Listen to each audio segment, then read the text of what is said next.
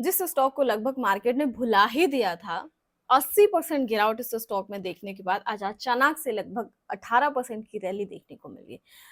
But सवाल ये है कि ये जो अचानक से रैली देखने को मिली है 18% की, जो कि बिल्कुल भी कम नहीं है। एक दिन में 18% का रिवर्सल देखना, बाउंस बैक, बहुत ही बड़ी बात है।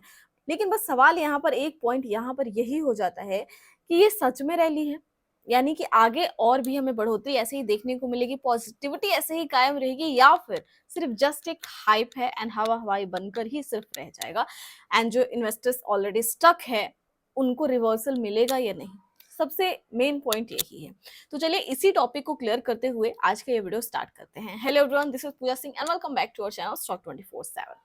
अब एक सवाल यहाँ पर, आप में से बहुत सारे लोग जरूर ही कमेंट करेंगे कि जैसे स्टॉक में तेजी आई है मैं वीडियो देने आ गई हूँ। लेकिन उससे पहले आपको बता दूं कि जब ये स्टॉक गिर रहा था ना, तभी भी मैं यही थी, स्टॉक बढ़ रहा है तभी भी मैं यही हूँ, एंड आगे बढ़ेगा कि नहीं बढ़ेगा इस पर भी डिस्कस करने के लिए भी मैं यही हूँ। ठीक है, तो उससे पहले मैं बता दूं कि ऑलरेडी जब गिर रहा था ना, जब ऑलरेडी गिरावट 70% से ज्यादा की हो चुकी थी, तभी भी हैप्पीएस्ट माइंड डिस्कस किया था।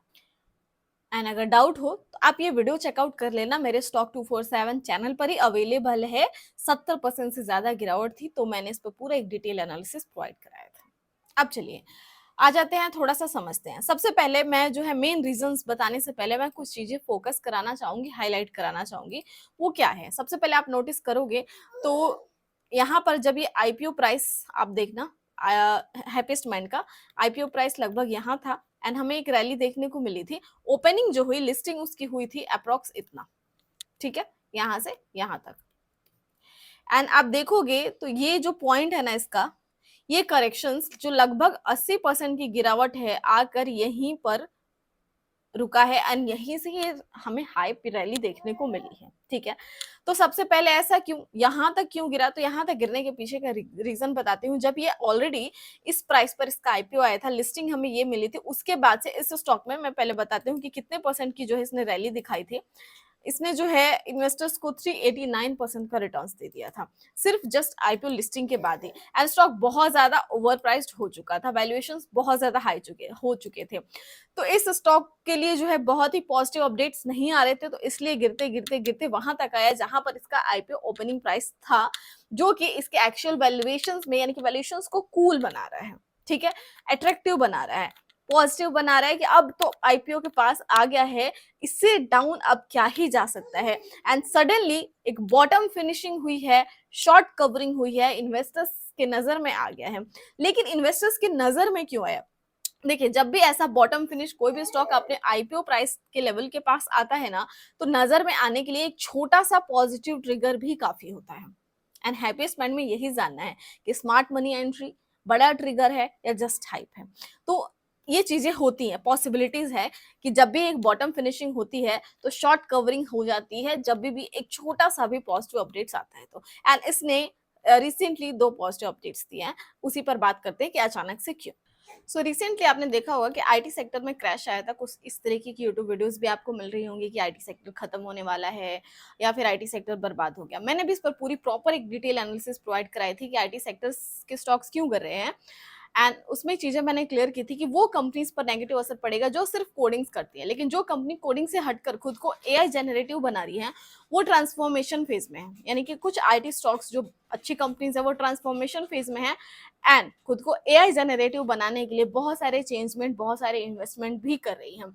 एंड उसमें बहुत सारे कंपनीज के शॉर्टलिस्ट भी किए थे जिसमें एक हैप्पीएस्ट माइंड भी इंक्लूड था, जो एआई विनर बन सकते हैं। एंड अगर वो मिड कैप मिल जाए तो और भी कमाल हो जाए। वही चीज हो गई हैप्पीएस्ट माइंड में। अब ऐसा क्या, हैप्पीएस्ट माइंड के मैनेजमेंट ने एक ऐसी अनाउंसमेंट कर दी है जिससे कि हैप्पीएस्ट माइंड का शेयर प्राइस आज 18% तक जंप देखने को मिल गया।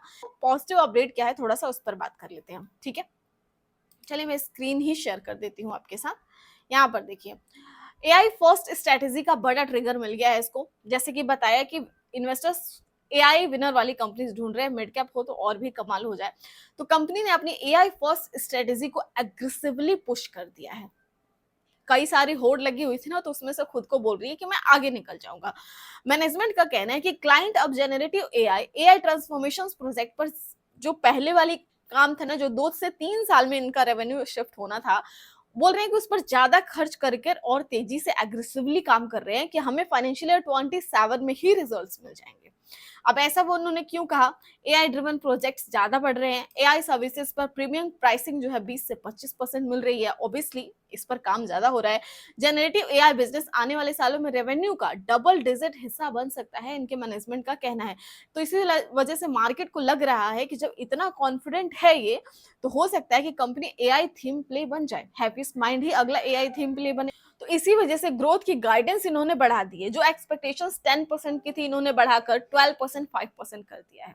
मतलब मैनेजमेंट खुद कॉन्फिडेंट है कि इनकी डिमांड ज्यादा बढ़ रही है एंड इनकी पाइपलाइंस बहुत ज्यादा स्ट्रांग है, यानी कि प्रोजेक्ट्स की डील्स की पाइपलाइंस स्ट्रांग है। एंड इसी अनाउंसमेंट ने एक शार्प रैली दिखा दी बिकॉज स्टॉक ऑलरेडी 80% करेक्शंस के बाद अपने आईपीओ प्राइस के बाद एक बॉटम फिनिश बना रहा था। कंपनी ने कई AI digital transformations deals close की है, generative AI power solutions, AI automation projects, enterprises AI adoptions. तो इससे इन्वेस्टर्स को लग रहा है कि फ्यूचर रेवेन्यू विजिबिलिटी काफी अच्छी है इसकी। अब आती है एआई हायरिंग एक्सपेंशन की। कंपनीज उन्हीं एम्प्लॉयज को अब फाइंड आउट कर रही है जो एआई जानते हो, एंड ये वही कर रही है। जेन एआई टीम को 1000 प्लस एम्प्लॉयज को हायर करने की बात की है, यानी कि बढ़ाया जाए, जिससे कि एआई कैपेबिलिटीज और एग्रेसिवली बिल्ड होगी। कि happiest mind AI demand capture करने की तैयारी कर रही है एंड इस पूरे रेस में सबसे आगे निकल सकती है, क्योंकि कंपनी खुद कॉन्फिडेंट है। सो अगर कोई मिड कैप आईटी कंपनी जो एआई विनर खास करके ढूंढा जा रहा हो उस रेस में ये बोले कि एआई फोकस्ड है, ग्रोथ गाइडेंस उसकी अपग्रेड हो रही है, स्ट्रॉन्ग डील पाइपलाइन है, तो ऑब्वियसली शार्प रैली आ जाएगी। शॉर्ट कवरिंग के साथ साथ मोमेंटम बाइंग देखने को मिला। अब यहाँ पर चलिए थोड़ा सा हम जो है स्टॉक पर एक चर्चा कर लेते हैं। ऑलरेडी ये बॉटम लाइन यहाँ पर फिनिश कर चुका है, आप देख सकते हो, एंड यहीं से ही रैली देखने को मिली है। लेकिन आप देखोगे तो एक छोटा सा जोन आपको देखने को मिलेगा, ठीक है। अगर स्टॉक ये सस्टेन कर जाता है तो मे बी हमें थोड़ा सा पॉजिटिव सेंटिमेंट्स और देखने को मिले एंड एक शॉर्ट रैली देखने को मिले। लेकिन in short term, mid term क्या एक्सपेक्टेशंस है, क्या आगे के रेजिस्टेंस, इमीडिएट रेजिस्टेंस, सपोर्ट्स किस तरीके से काम करेंगे और डीप तरीके से आप जानना चाहते हो तो सिंपली आपको स्टॉक 247 एप्लीकेशन विजिट करना है, वहां पर चैट सेक्शन में क्वेश्चन करना है या फिर हमारा मेंबरशिप ज्वाइन कर सकते हैं और इन डिटेल सारी चीजें जानने के लिए। मिलते हैं नेक्स्ट वीडियो में। Thanks for watching, bye bye.